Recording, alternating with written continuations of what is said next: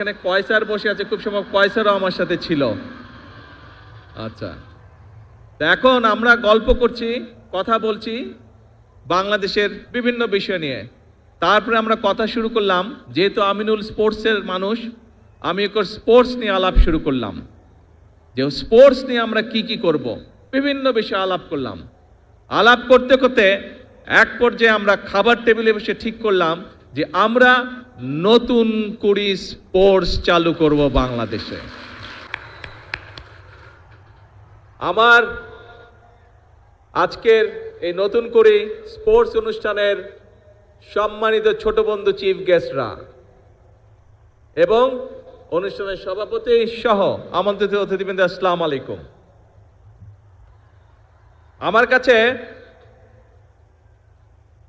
একটা বড় বক্তৃতা আছে, দেখতে পাচ্ছ বন্ধুরা?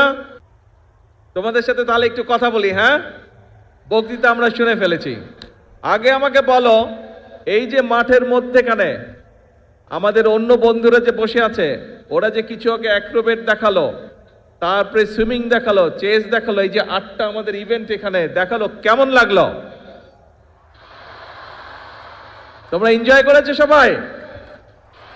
4 বছর হবে, 4.5 বছর আগের কথা। আজকের যে এই যে আমাদের স্পোর্টস মিনিস্টার আমিনুল, এই আমিনুল গিয়েছিল লন্ডনে আমার সাথে দেখা করতে, তখন আমি লন্ডনে থাকতাম। তো আমিনুল এসছে, আমার সাথে কথা বলছে, তো ওকে নিয়ে একটা রেস্টুরেন্টে খেতে গিয়েছি।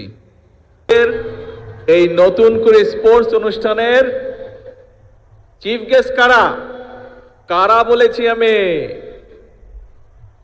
এই যে গ্যালারিতে ছোট বন্ধুরা বসে